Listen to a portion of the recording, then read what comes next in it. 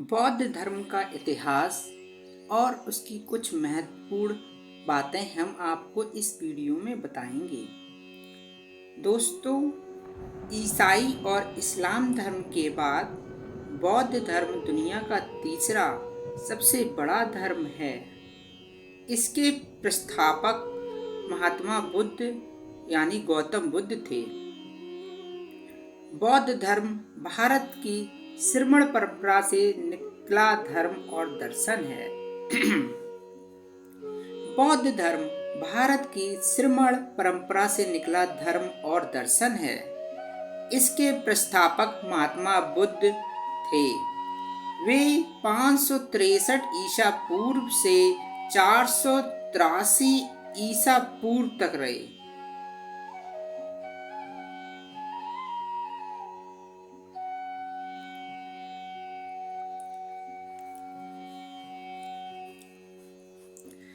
बौद्ध धर्म का इतिहास। दोस्तों, आज हम आपको बौद्ध धर्म के बारे में बताएंगे और उसकी कुछ महत्वपूर्ण जानकारियां भी देंगे इस वीडियो में। दोस्तों, ईसाई और इस्लाम धर्म के बाद बौद्ध धर्म दुनिया का तीसरा सबसे बड़ा धर्म है।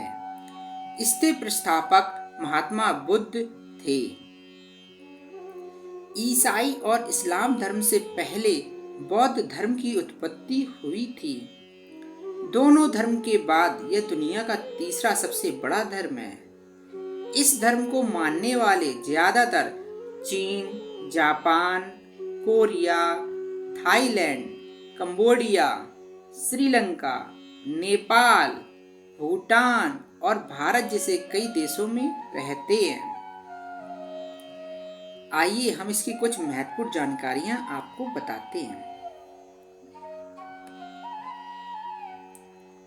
बौद्ध धर्म के संस्थापक थे गौतम बुद्ध। इन्हें एशिया का ज्योतिपुंज कहा जाता है। गौतम बुद्ध का जन्म 563 ईसा पूर्व के बीच शाक्य गणराज्य की तत्कालीन राजधानी कपिलवस्तु के निकट लुम्बिनी, नेपाल में हुआ था। इनके पिता शुद्धोधन शाक्यगढ़ के मुखिया थे। सिद्धार्थ के जन्म के 7 दिन बाद ही उनकी मां माया देवी का देहांत हो गया था। सिद्धार्थ की सौतेली मां प्रजापति गौतमी ने उनका पाला था। इनके बचपन का नाम सिद्धार्थ था। सिद्धार्थ का 16 साल की उम्र में दंडपाड़ी शाक्य की कन्या यशोधरा के साथ विवाह हुआ था। इनके पुत्र का नाम राहुल था। सिद्धार्थ जब कपिलवस्तु की सैर के लिए निकले तो उन्होंने 4 दृश्यों को देखा। नंबर 1, बूढ़ा व्यक्ति। नंबर 2, एक बीमार व्यक्ति। नंबर 3, शव यानी एक मौत, जिसकी मौत हो गई है वह व्यक्ति। नंबर 4, और एक सन्यासी। सांस्कारिक समस्याओं से दुखी होकर सिद्धार्थ ने 29 साल की आयु में घर छोड़ दिया, जिसे बौद्ध धर्म में महाविनिष्क्रमण कहा जाता है।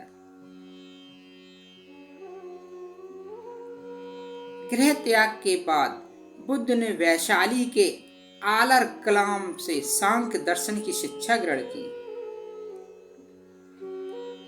आलर कलाम सिद्धार्थ के प्रथम गुरु थे।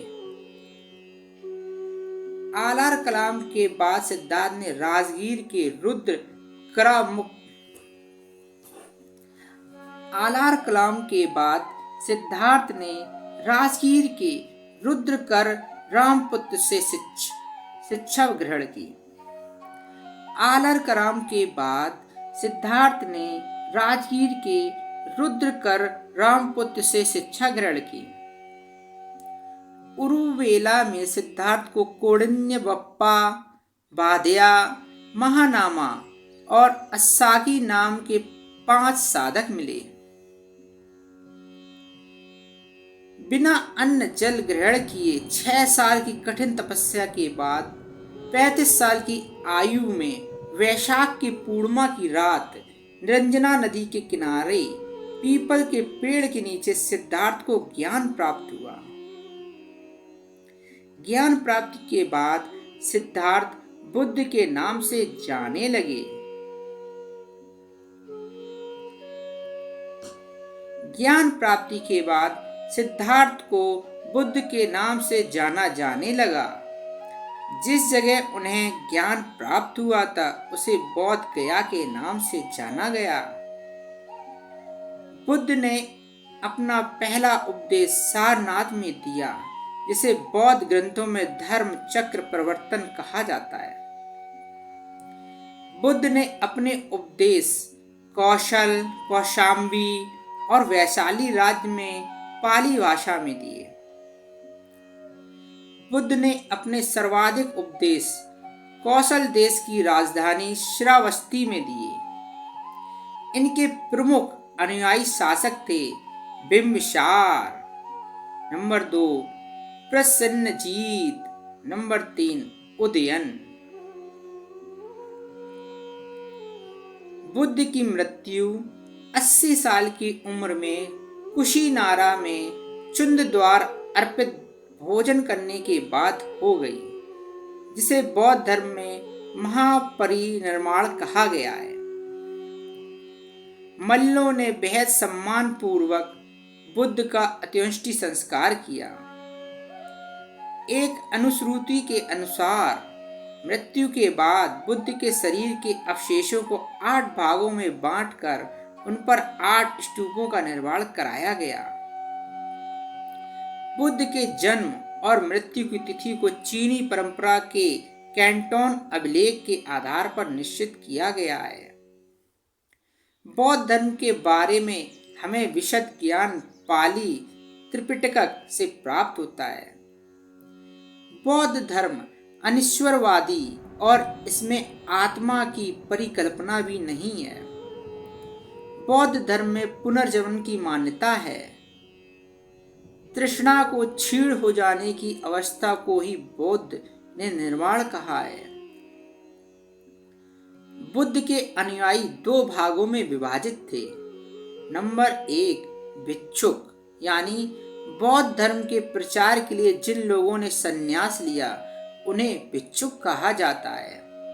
नंबर 2 उपासक, यानी गृहस्थ जीवन व्यतीत करते हुए बौद्ध धर्म अपनाने वालों को उपासक कहते हैं। इनकी न्यूनतम आयु 15 साल है। बौद्ध संघ में बौद्ध धर्म में प्रशिष्ट होने को उपसंपदा कहा जाता है। प्रविष्ट बौद्ध धर्म के त्रिरत्न प्रविष्ट बौद्ध धर्म के त्रिरत्न हैं। नंबर 1 बुद्ध, नंबर 2 धम्म, नंबर 3 संघ। चतुर्थ बौद्ध संगीति के बाद बौद्ध धर्म 2 भागों में विभाजित हो गया था। Number 1 Hinayana, number 2 Mahayana. धार्मिक जुलूस सबसे पहले बौद्ध धर्म में ही निकाला गया था। बौद्ध धर्म का सबसे पवित्र त्योहार वैशाखी पूर्णिमा है, जिसे बुद्ध पूर्णिमा कहा जाता है। बुद्ध ने सांसारिक दुखों के संबंध में 4 आर्य सत्यों का उपदेश दिया है। यह है नंबर 1 दुख, नंबर 2 दुख समुदाय, नंबर 3 दुख निरोध, नंबर 4 दुख निरोध गामिनी प्रतिपदा। सांस्कारिक दुखों से मुक्ति के लिए बुद्ध ने अष्टांगिक मार्ग की बात कही है, और यह साधन है सम्यक दृष्टि, सम्यक संकल्प, सम्यक वाणी, सम्यक कर्माद, सम्यक आजीव, सम्यक व्यायाम, सम्यक स्मृति, सम्यक समाधि। बुद्ध के अनुसार अष्टांगिक मार्गों के पालन करने के उपरांत मनुष्य की भव तृष्णा नष्ट हो जाती है और उसे निर्वाण प्राप्त होता है। बुद्ध ने निर्माण प्राप्ति के लिए 10 चीजों पर जोर दिया है। नंबर 1 अहिंसा, नंबर 2 सत्य, नंबर 3 चोरी ना करना, नंबर 4 किसी भी प्रकार की संपत्ति ना रखना, नंबर 5 शराब का सेवन ना करना, नंबर 6 असमय भोजन करना, नंबर 7 सुखद बिस्तर पर ना सोना, नंबर 8 धन संचय ना करना, नंबर 9 महिलाओं से दूर रहना, नंबर 10 नृत्य गान आदि से दूर रहना। बुद्ध ने मध्यम मार्ग का उपदेश दिया था। अनीश्वरवाद के संबंध में बौद्ध धर्म और जैन धर्म में समानताएं हैं। जातक कथाएं प्रदर्शित करती हैं कि बोधिसत्व का अवतार